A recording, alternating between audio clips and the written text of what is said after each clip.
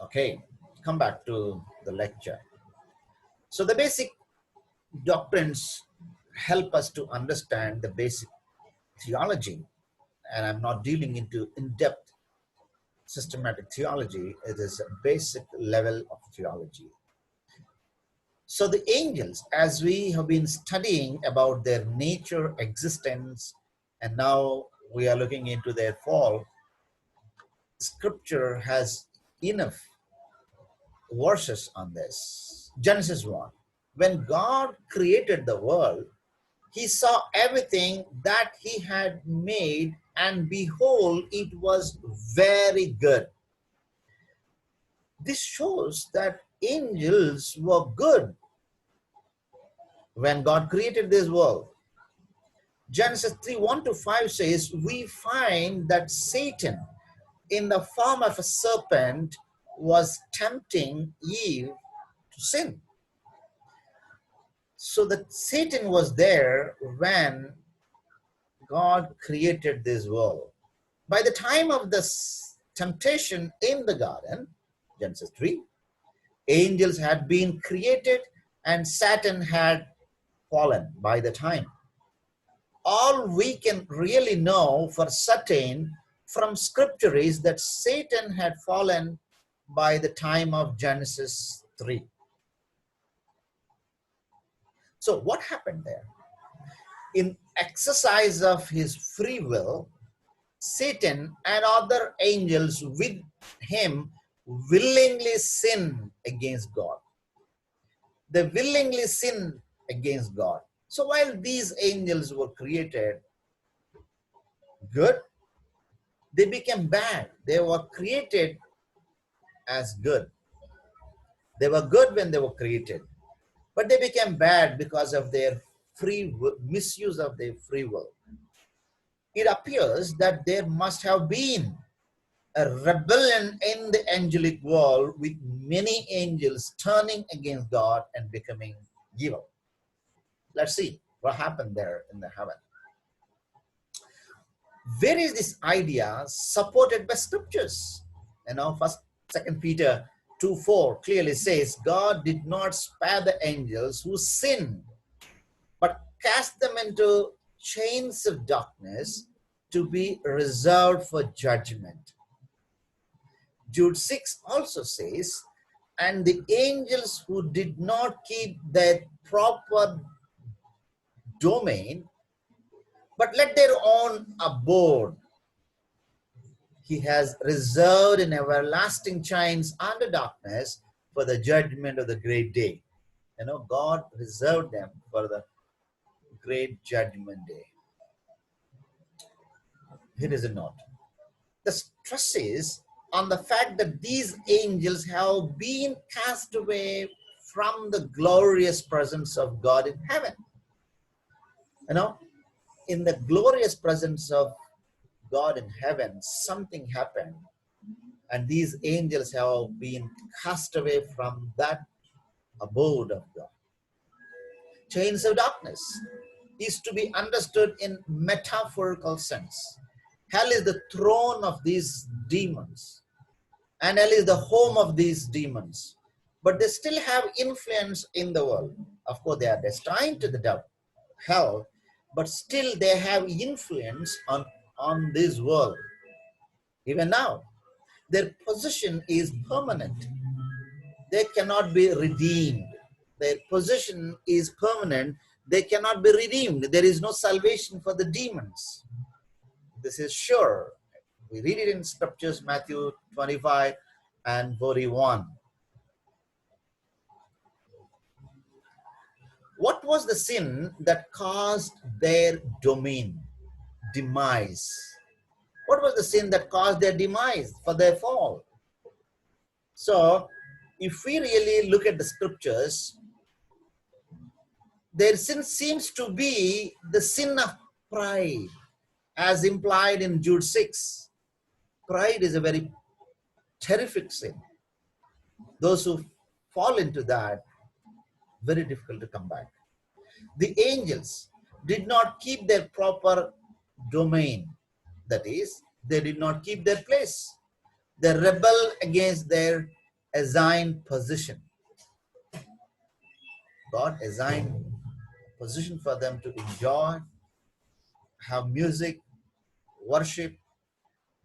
In that abode of God, there was peace, grace, and joy and happiness. But in that peaceful environment, the devil chose to be unpeaceful, unrestful. Even now, today, sometimes God keeps people in a peaceful environment with a good position, with a good salary package, and with a wonderful family. But within that peaceful environment, people choose to rebel against God because of their pride and arrogancy. And that brings chaos and confusion.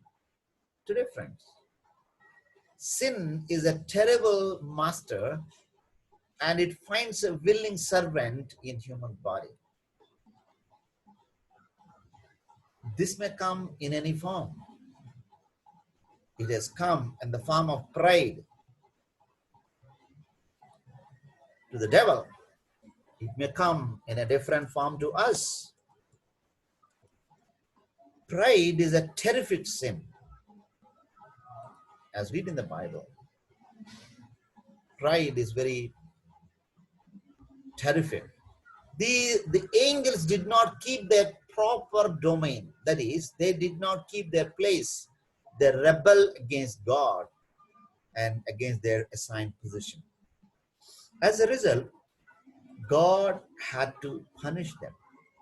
Satan, as prince of the demons, apparently led this prideful rebellion. These prideful people, not only they fall, they drag some more into that trap. And the pride is like a contagious disease. If you move around with a prideful person, you also will be one with the pride, and the pride enters in you. So we need to be very cautious. First Timothy 3:6 says, not a novice, lest being puffed up with pride, he fell into the same condemnation as the devil. It is the pride that made devil. He was good angelic being, but because of the pride, he became evil and devil, and today he became a nuisance to the entire humanity and to the entire creation, and even to God. Possibly typological references, Isaiah and Ezekiel, we see the other day when we had an in-depth study in Isaiah, we studied this fall of Lucifer. Ezekiel 28. How you are fallen from heaven, O Lucifer, son of the morning. How you are cut down to the ground, you who weaken the nations. For you have said in your heart, I will ascend into heaven. I will exalt my throne above the stars of God. I will also sit on the mount of the congregation on the farthest sides of the north. I will ascend above the highest of the clouds. I will be like the Most High. He said, I will be like the Most High. Yet you shall be brought down to Sheol, to the lowest depths of the pit. For the lowest depths of the pit. This is the text that clearly helps us to understand the fall of the Lucifer. Because of the pride, and he wants to be the highest, the pride entered into him. The pride brought him down to earth, to the Sheol. So how and when did Satan fall? How? Exercising his free will. He sinned by prideful rebelling against God, and by leading their angels, other angels, to do the same. Satan was created as good, but he became evil. God created all of us for good, but we choose to become evil and we get away from him. There is the danger. And today God is calling us to come to him and be good. When we come to God, his goodness will be ascribed to us we experience that goodness and we become good. Not because of our righteousness and our activities, but because of God. Satan willfully rebel, and he never came back to God. As a result, we see that he has been destined to the devil. And today, my friend, don't be destined to the devil and to the hell. Come to God. When the time of Satan's fall is not explicitly taught in scriptures, but it obviously occurs sometimes between Genesis 1:31 and Genesis 3.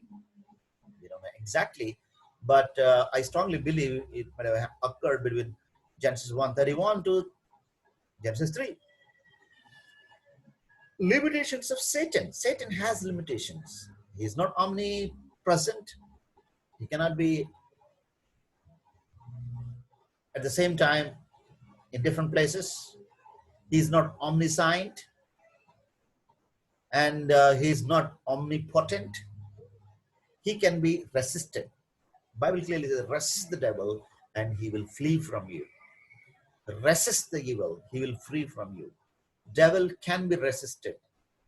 Satan can be resisted. He doesn't have a power to kill you, but he may have some influence to disturb you, discourage you. But you have authority to resist him and cast him out. Jesus has given such great authority to us. So we don't need to be afraid of the devil. In our next class, we see the activities of the angels.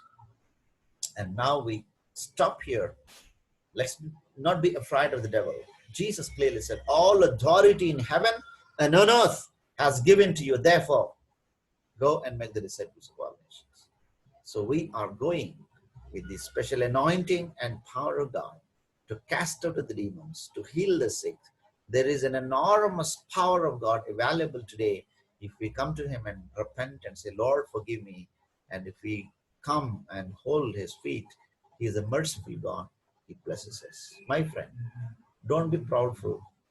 There is nothing to be pride. Everything that we have is God's. And one day we are going to leave everything and we're going to see him face to face. We need to be ready to receive Christ. Let me pray for you before we close. Father, we thank you today. I pray for my friends. Bless them, encourage them, guide them. No pride should enter into them and pull them down. Pride pulls us down. There is a danger in pride. Help us to be humble. Help us to walk with you. Thank you for all the friends who are watching right now. Give them the spirit of humility. Take away the spirit of pride in them. Let them not entertain the spirit of pride. It is very dangerous. The spirit of pride will kill. But you have come, O Lord, to give life. Help us to have that life in you by submitting ourselves to you, O Master. Bless us, encourage us. In Jesus' precious name, I pray. Amen. Amen. God bless you, my friend. Have a blessed day and rejoice in God. And God is your portion, and you are going to encounter God's goodness.